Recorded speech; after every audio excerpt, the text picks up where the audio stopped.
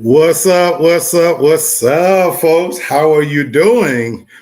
I have clearly been away for a little while because I am on holiday break, like I hope the rest of you are. And in case you don't know, I'm Lee Black, the host of Real Talk for Real Men. And yes, I have been MIA over the past few weeks. So I hope you're having a great holiday season. Hopefully, everybody had a safe and happy Thanksgiving for sure. And I hope you have a great rest of your holiday season. If you don't know, my show, Real Talk for Real Men, is on hiatus until to be determined in 2026. But of course, as I mentioned, from time to time, I will pop in whenever the mood so hits me to be able to share what views I want to talk about on the things that are important to me. So, what are we going to talk about tonight, folks? I decided to come and share my views on the Sean Diddy Combs documentary called The Reckoning. And so I am definitely, I watched it and I wanted to be able to come forward and give my personal views because I'm an opinionated SOB. I see we got the super fan checking me out. Cece, I love you. Thank you for checking me out. And right off the bat, you say, hey, Lee, are we going to disagree on this? LOL. That may be entirely possible, CC, for sure. With that said, that is okay. Let me start by saying first and foremost that the views that I'm about to express belong to me, Lee Black, and Lee Black alone. They are exclusively my own. They do not necessarily reflect the views of the panel from my show on a regular basis. So any of the normal family members, they are absolutely entitled to have their own view. This is my view. I want to be clear. And as always, anytime I share my view on any of my topics, whether it's on a show or any commentary, I always operate under the simple principle that we can agree to disagree without being disagreeable. And that's why I have loved my audience for so long. And that's because I have, for the large part, been able to navigate the most controversial topics without it ever getting out of hand. And I hope this is the case. So I'm not here to argue with anybody, but let me share my view. So full disclosure, I had no intention of watching the Sean Diddy Combs documentary, none. Because for me, from the very outset, I thought it was going to be a hit piece. It was clearly executive produced by 50 Cent, who, if you don't be living under a rock, that is an adversary of Diddy. He calls him his number one villain. So with that being said, I really had no interest, and I normally don't even watch documentaries like that because for me, I already go into it knowing it's going to be biased and lopsided, things like that. Not to mention the fact that was I going to learn anything new? But one of my good friends shared with me how great and well it was made and gave me some tidbits from their perspective. And I said, you know what, I'm going to watch it. Cece said, I'm so glad I found your channel. It's informative. So absolutely. Toria, super fan, another super fan, can't stay long, but stopped in for a minute or two. God bless you. Thank you for popping in, both of you. I love you. You've been the biggest supporters of my platform. So, okay. And Cece says hello. So I decided to watch this last night and finish it up today so that I could give my own personal view. Let me state a couple of things right off the bat. It is very well made, done very, very well as far as documentaries goes, which I expected that because it's on the Netflix platform. And in case you don't know, it is getting tremendous amount of play, views. The ratings are through the roof. A lot of people are really loving it. How you doing, Black Noise? So yeah, it's absolutely doing exactly what Netflix intended it to be. Now let's get to it. If you haven't seen this yet, I'm not going to give away any secrets. And so this is me not advocating for or against watching it. That is entirely up to you. For some of you, you may not even give a fuck about it. You know, this is going to be my definitive time to actually speak on this whole PDD situation because I have largely come to the conclusion that I don't give a fuck. The trial is over. It is what it is. And we're entitled to believe whatever you want to believe. You know, so I'm doing great, Black Noise. Toria says, I'm not watching the Line documentary. 50 jealous ass Netflix did barely roll out. So, okay. Toria, right off the bat, let me share with you. Let's not keep any mystique. For my opinion, it is a hit piece from beginning to end. It is biased in every possible way. It literally starts out with P. Diddy in a hotel room at the Hyatt, and he's recorded himself. For those of you who don't know the backstory, P. Diddy has hired a team to film him, and Cece says she liked it. So that's great. I love it. So he has hired someone to film him. We are finding out, for the most part, that this documentary was leaked and sold to Netflix primarily because P. Diddy did not pay the videographer. And through the course of this documentary, we are told that that is largely his practice, to work with people and not pay them what they were worth, pay them at all. He was a bully, a tyrant. He pretty much wanted to control every aspect of their lives, all while exacting punishment on people. And he's this truly horrible individual that ruled with an iron thumb, with violence, intimidation, things like that. Toria says, just like the R. Kelly Lifetime Lies. Anybody who knows me, I love R. Kelly. I'm always going to be a fan. I've never watched that documentary because I, again, believe that it's biased. Let's talk about how this opens up. He's in a hotel room, and I'm going to use some of his words. He's on the phone having a conversation with what appears to be his attorney, and he's talking about how we are losing the war. He says, things are happening, and I'm going to fight for my life. I'm going to fight for justice, to not be guilty. I want to be able to have a life to live. This is how the documentary begins. And he's telling this attorney that, hey, we are not on the same page. You know, I need you to find someone who's the dirtiest of dirty to be able to fight this war, because where you guys seem to think that we're doing okay, he's saying to them, this is the opening scene. He's letting them know that you may not be in tune with the TikTok audience, the Instagram, because he says we are losing. So I love the fact that he's caught on camera acknowledging that this information is building towards something bigger, and he's fighting for his life. And like anybody I would imagine in that situation, he's talking to his attorney and letting them know that we've got to do something different. That's where, for me, folks, it begins to take a true slant, because we are then introduced to a host of characters who, in my opinion, are disgruntled and clearly have an axe to grind. We meet Kalina Harper, a former Bad Boy artist, who in this documentary, we find out that she did not know that she had been sexually assaulted, but was told this by someone. And through this, she reads a letter that her mom wrote to Mr. and Mrs. Combs. The letter, if you catch it in a documentary, is actually dated long after Puffy's daddy has been dead. You do the math. We also get a snippet from Aubrey Day, one of his former artists, and she's widely known to have a disgruntled. She has an axe to grind because she felt like she didn't get paid, treated right, and she's asserted on many occasions that he treated her horrible. Even though in the video, she acknowledges from the very beginning how he was a great person. She wanted to be like him. She was willing to follow him. We meet Eric Sermon from EPMD, who in my opinion is a jilted artist, and in his own words, goes on to describe how basically P. Diddy took his woman. We also get snippets from Albie Shore, and if you don't know the story there, Albie Shore was initially dating Kim Porter. Puffy took his woman, not to mention raised his biological son. Folks, I hope I'm painting a picture here that from the very outset, episode 1, not even 20 minutes in, we are being given a picture from people who have an axe to grind, who have an agenda, and have a reason to speak negatively.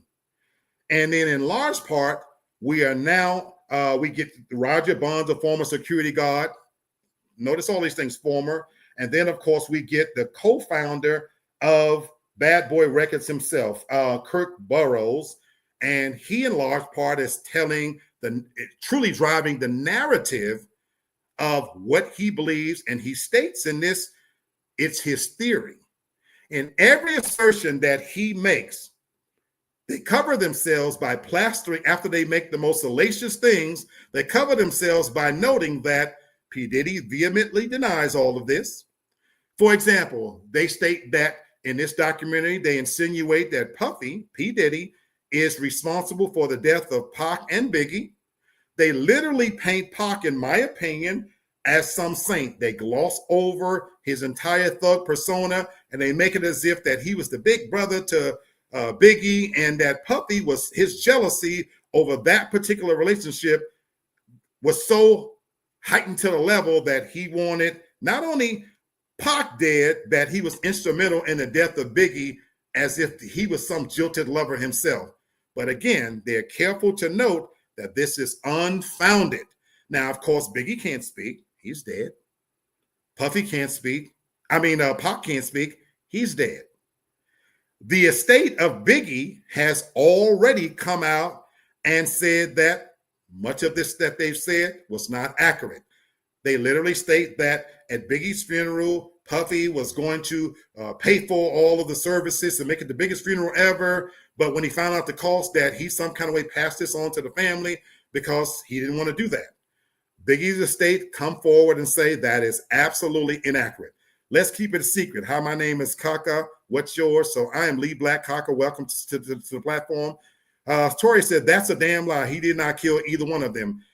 I'm like you, Tori. I never, and for me, there was nothing I've seen in all 4 of these episodes that remotely came close to any proof, in my personal estimation, to say that Puffy had anything to do with Pac's death, Biggie's death, but they insinuate this throughout the entire journey. They even go to Puffy's backstory, to Diddy's backstory, and the co-founder, again, Mr. Kirk Burroughs, who was a childhood friend, takes you through how he befriended Puffy as a kid, and he paints this picture of Puffy and his mother, Diddy, I should call him for the sake of this commentary, how Diddy and his mother were, how he was raised, because for those of you who don't know, Diddy's dad was killed, and they insinuate that his father was some kind of drug dealer or leading some kind of life. So, of course, then Diddy was being raised as a small child, with a single parent, but in the life that the mom only drove Cadillacs. She threw these lavish parties, and they insinuate throughout the documentary that this is where all of this begins. His dressing dandy, as they put it, because the mom dressed him in fancy coats, things of that nature. And some kind of way, this is supposed to make us understand that Diddy is bisexual because of maybe this. Throughout the documentary, you get a glimpse of the theory on his use of the baby oil. Of course, they touch on the Cassidy situation. They're careful not to disparage Kim Porter in any way. They again paint Pac in the most favorable light. And they're careful in that this is an orchestrated hit piece, in my personal opinion, to make sure that Diddy is painted as the villain. Even the opening scenes where they showing him doing business as an executive, where he's slamming the phone down and yelling, fuck this, that, and the other, blah, blah, blah. They want to make sure to paint the picture early and often that this is a violent man who had to have everything his way. They even assert that the beginning of him becoming Diddy or Puffy happened because of a tragic incident, whereas Puffy was an intern working for Andre Harrell, that because Puffy threw a free concert at City College in New York, and he overhyped it and promoted it, according to them, that it caused the death of 9 individuals. And the publicity behind this, where Puffy stood before the cameras and took the blame, saying that this should have never happened and that he would never this happen, some kind of way that is translated to the fact that he is a monster. And according to this documentary, that was the beginning of the Diddy era. The Kirk Douglas Burroughs proceeds to say that from that point on, that's when some imaginary switch happened in Sean's life, where he now became a brand, and he was unwilling to stop at anything, and even slapped and hit his mom, because nothing was going to stand in his way for him to get to the top, because they had already planted the seeds that as an intern, he would do any and everything to be noticed. Now, folks, again, I am not advocating in any way for or against you watching this documentary. I truly believe that people fall on either one side or the other when it comes to Sean P. Diddy Combs. If you are anxious to believe that he is a violent, narcissistic abuser, sex crazed addict, this is going to help in that cause because you are willing to suspend all of the bullshit and say, yes, that makes sense to me. If you're in my camp and you choose to believe that thus far, I have not heard one scintilla of information or evidence, more importantly, to suggest that he is any different than many powerful, rich people. I walk away from this still feeling like Cassie is a hoe, a participating hoe. I walk away from this feeling like the people that spoke out against this, they are a big part of what's wrong with the Me Too movement. If the federal government brought a case against him with all of the evidence they collected, and they completely assassinated this man's character long before it ever went to trial. Because if you were like me, you sat with bated breath waiting to hear evidence that he fucked men, women, children, and even beasts. That never happened. In fact, the jury of his peers actually acquitted him of all of those charges. He is sitting in prison right now doing prison time because of trafficking sex workers. Even though these sex workers were adult of their free mind, body, clear conscience, selected by Cassie. He didn't do the selecting. She did the choosing, paid the money, and let them know exactly what was going to happen. Now, if you want to accuse Puffy of being a freak, that's fine. I accept that. If his freakness, things of choice is baby oil, I accept that. Whether that's rational to your mind or not, that's you're entitled to your opinion. You know, when I fuck these nasty, filthy, no good bitches, I too have used baby oil. It's a hell of a lot cheaper than buying the stuff at the sex store. And again, it greases up my dick just fine to slide in their nasty head and tail. I personally like getting my dick sucked with either Hall's throat lozenges in their mouth, or they can use Jolly Rancher candy. I have over 10 bags of Hall's throat lozenges in my drawer right now. Are you going to start calling me lozenge man or the Hall guy? Or you're going to make jokes about Jolly Rancher? I don't know. That's what I like. That's how I freak. That's how I get down. I have thus far not heard any single thing that makes me think any different of him in this position. The footage that they showed of him, how he ran Bad Boy, was he a hard boss? Was he even in ways wrong? Possibly.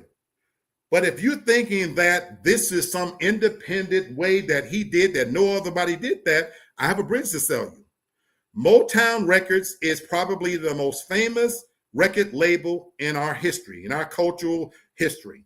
And they literally have a special on called The Making of Motown. Beautiful, great story. It's literally told and narrated by the founder, Berry Gordy himself, along with Smokey Robinson, who many might consider the co-founder. That was his best friend, still is, and they made this documentary. And of course, throughout the documentary, we get to hear the rise of the label and the systematic way that he went about doing business. And we also get to hear from Stevie Wonder. We get to hear from various artists, you know, and they talk about the Motown story. But folks, if you believe that there was only happy, great Disney-esque stories in the making of Motown, then you can't be too bright.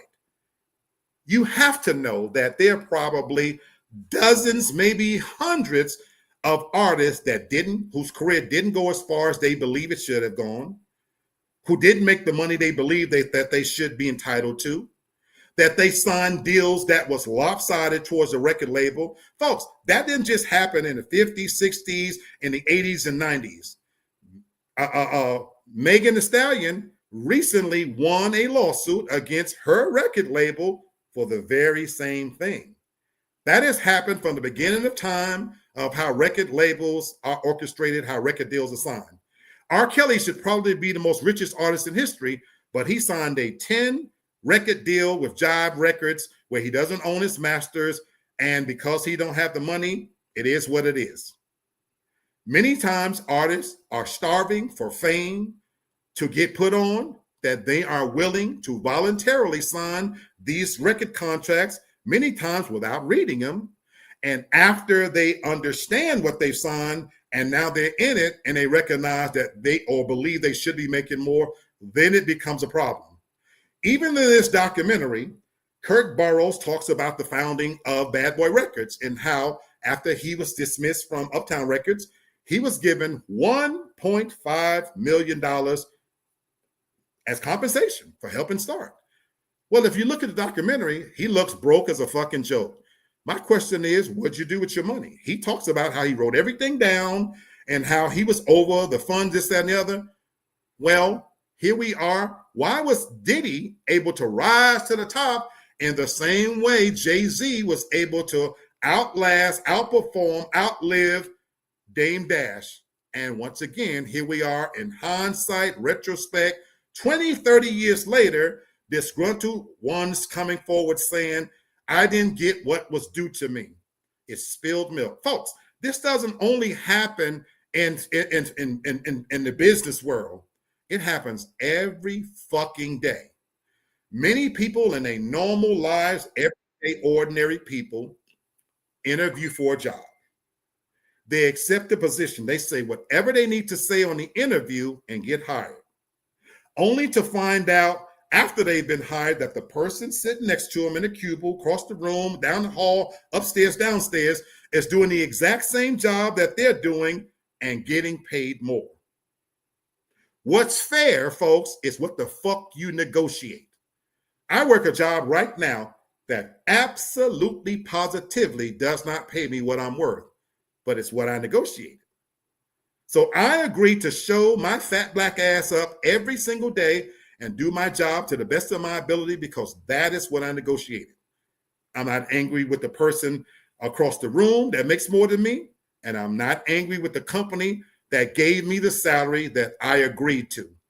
I detest people who, in retrospect, want to go back and believe that they are owed anything than what they did. You know what? At the time you was in Bad Boy, and that label has largely been defunct for over 20 years, that you're coming forward now in 2025 to talk about what did or didn't happen. The young lady named Kalina Harper, she says that she was told she was raped. She doesn't remember it, but she was told that there was footage. And so, of course, her mom found her crying, according to her story now. And now she's feeling some kind of way. And she was sick to her stomach by going to Times Square and seeing a big storied poster of Diddy holding his fists up, conquering the world. And for that, you're angry with him. And I guess you're going to go through the rest of your life thinking that he did something to you. Let's forget the fact that you're all sloppy and fat now and ain't nobody willing to give you dick. But you're not talking about when you was actually young and fit and you was making videos. So as long as you was making videos, getting the fame part, traveling in luxury, it was okay. It's only now some 30-something years later when you look at your miserable fucking life and you realize that I think I deserve more. The guy that was last on Diddy's album, okay, you talk about that you believe you were sexually assaulted. I'm of the mind that no man is going to get fucked and groped or whatever and wait any length of time if he got any kind of fucking true ethics and integrity about himself. But you believe that happened to you, but you still continue to work on this album and you allege that he didn't pay you, but you still continue to work. Folks, in this documentary, time after time after time after time, the very people who claim he was a monster and a tyrant and wanted to control every life, they also acknowledge that they continue to work and perform and be with them by his side. You can't have it both ways, people. For me, again, if you want to see a documentary just to be entertained, it's that. It's Netflix. It's very well made. It's spiced with nice songs, so you get to see the Uptown era. It talks about a time when I grew up. For those of you who may not know, I grew up in Harlem, New York at the very time this was all happening. Many of you may not know that I know Sean Diddy Combs personally. I literally hung out in that time every day at one point with Heavy D and the boys, Al B. Shore, Run DMC, Dougie Fresh. I know these people personally. I was there in the moment before fame hit them. I was there.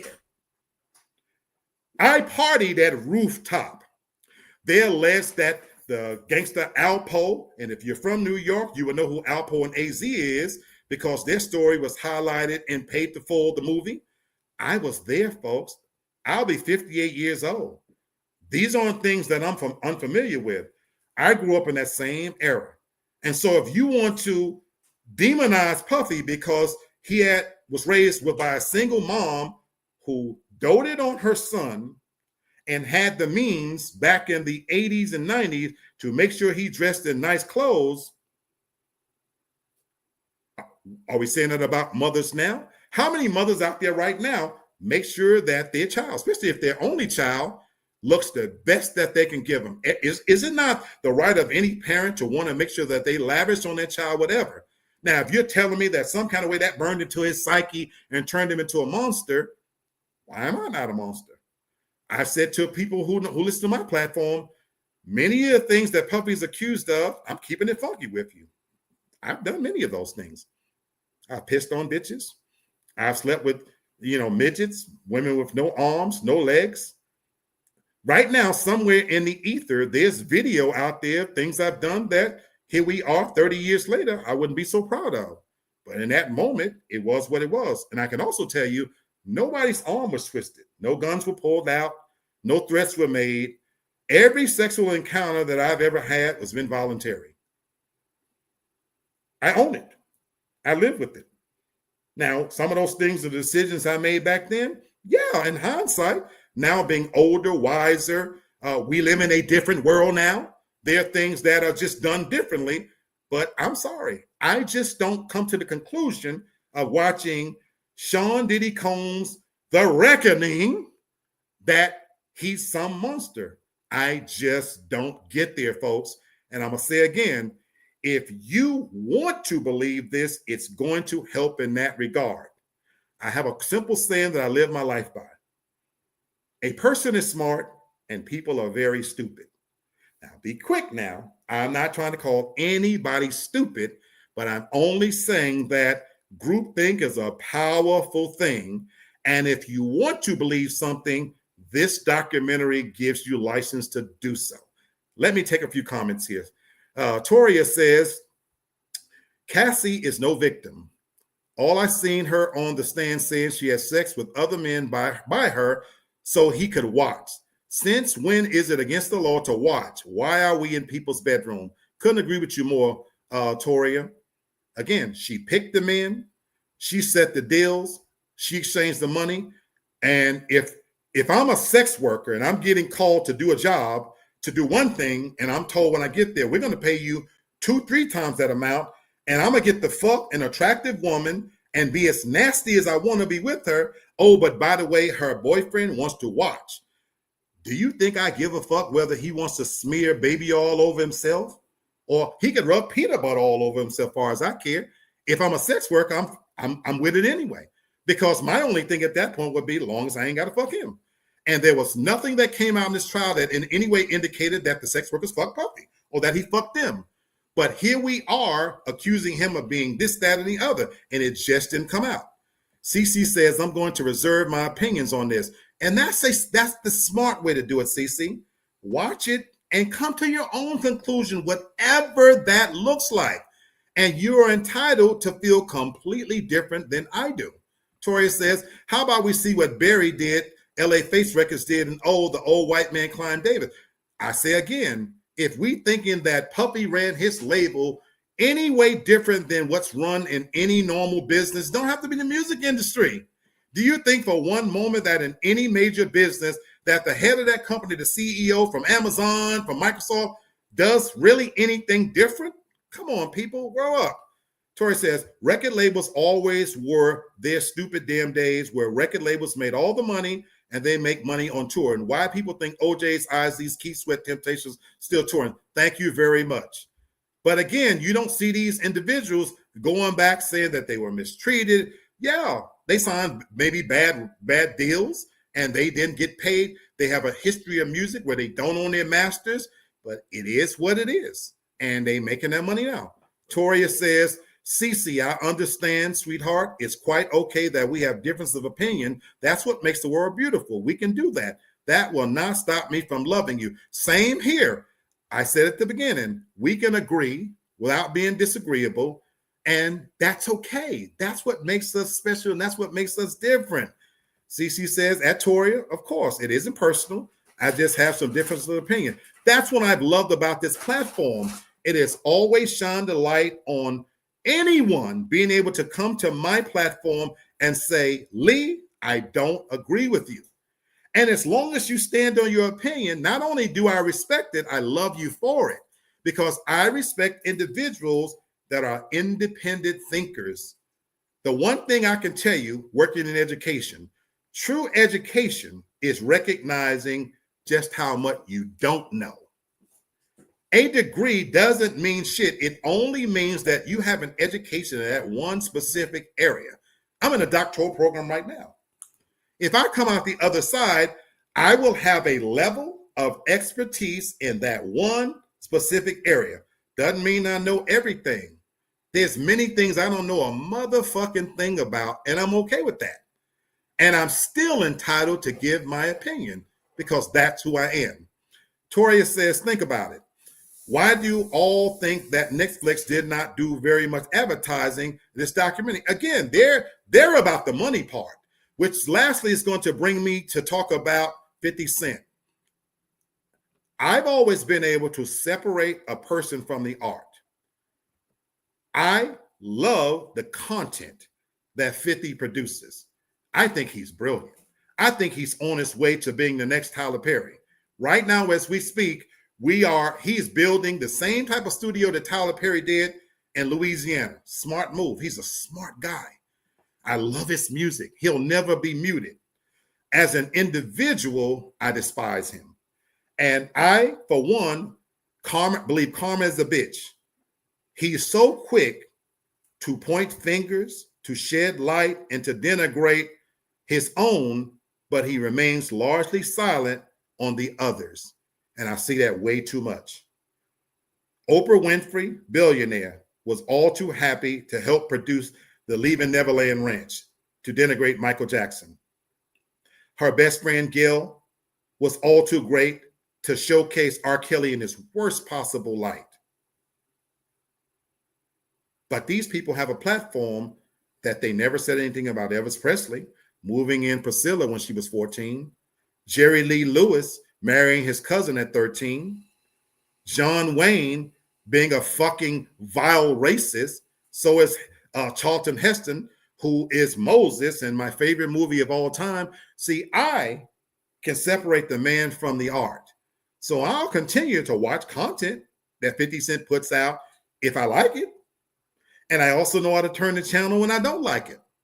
But as a person, I think it's widely despicable that he is behind this because it's about money. Now, I don't stop his right to make money. Some people are willing to do whatever, but I'm only questioning his motives. I don't believe the documentary. And I do believe that karma is a bitch with wheels on. And when it comes for you, you'll get no sympathy from me. So in either case, folks, I just wanted to pop in to speak from the mind of myself. And again, these are my thoughts. You don't have to agree. I'm not even asking you to.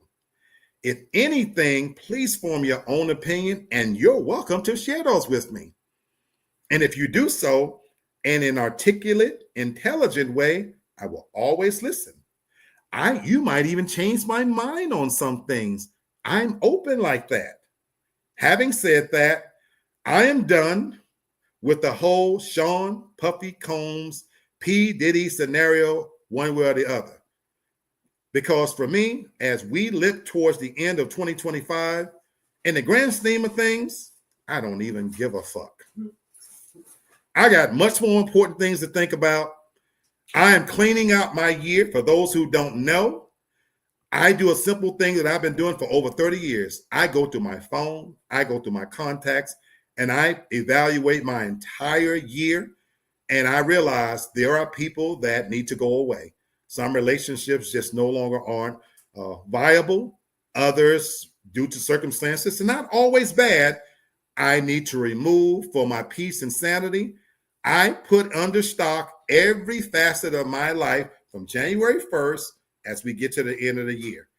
and I take an assessment of my financial, emotional, physical, spiritual, mental state. And I ask myself, am I better off as I end this year than when I started? The things I need to adjust, I do so. That's how I keep moving forward, folks. The folks that still need to be in my life and have a viable place, I do so. I have far less time ahead of me than I have behind me. And last time I checked, there are only 24 hours in a day, and I no longer have the patience and tolerance to tolerate bullshit from nonsense and foolishness. So I'm not going to argue with anybody over my view. If you want to argue, argue with your mama. Don't argue with me. But you're welcome to share your opinion. Cece says, I respect you too much, Lee, to speak on this. Much love always. Thank you, Cece. Thank you, Toria. Thank you to the new people popping in. Check my platform. For those of you who go behind and watch this, share your views. I am an open book and I welcome open dialogue. Anyway, I am going to go back to drinking my Paul Masson pineapple with cranberry juice. I got my nephew visiting from out of town. We're going to hit these streets and possibly chase these nasty 50 no good bitches down. And who knows, I might get a chance to use my whole throat lozenges on some of these bitches tonight. So, all right. God bless you. Have a safe rest of your holiday season. And until something gets under my skin again, peace and love. Have a good one.